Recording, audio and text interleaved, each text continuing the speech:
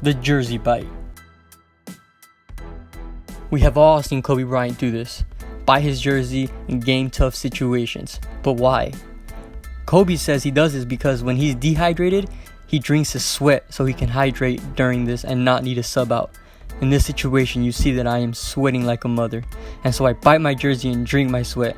As I look over, I see someone at the bench saying, "Yo, you need a sub?" And I'm like, "Nah." So then he gets sad and he's like, "Oh, nah. Oh, okay, I'll just sit here."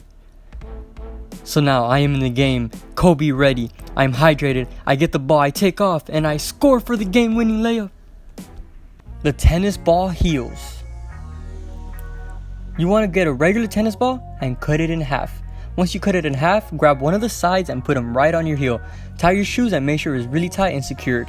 You want to put the tennis ball right on your heel and nowhere else touching there. Jump around so you get a good feel of what it feels like to have the tennis balls in there. It's going to feel weird at first, but the tennis balls helps you stay on your toes, so when you do cross over, you're always on your toes and not on your heels. Notice how when you do on your heels, you go 1, 2, 3. It's always 1, 2, 3 movements.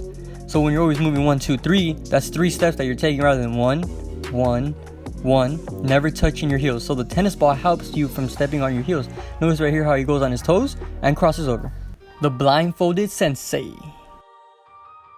So before you even bring out the blindfold, first walk around the perimeter the whole way around the court. Make sure you're going heel to toe in a great foot and count every single step, memorizing how many steps there are in one line and then the second line in the corner. Now we're going to bring out the blindfold. It's going to take you more than one time trying it without the blindfold before you can even bring the blindfold out. Once you're ready for the blindfold, on your first try to count the first line steps and then take off the blindfold and see how you got it. When you get really good at this, you're going to be able to do this without ever taking off your blindfold until the very end. Notice here I am counting my steps and I know exactly how many steps it takes to get to the very end. So why do this? What's the whole point of bringing out the blindfold?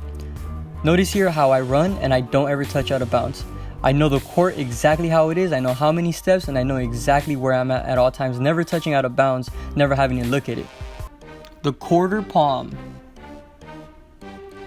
You want to get some quarters and some tape.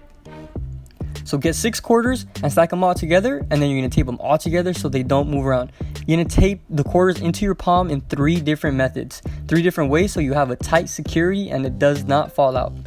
So now, what's the whole point of this? It's so your palm never touches and the fingertips only touch the ball. The same way as the heels, instead of going 1, 2, where it's your fingertips and then your palm, you limit it to just 1 with your fingertips.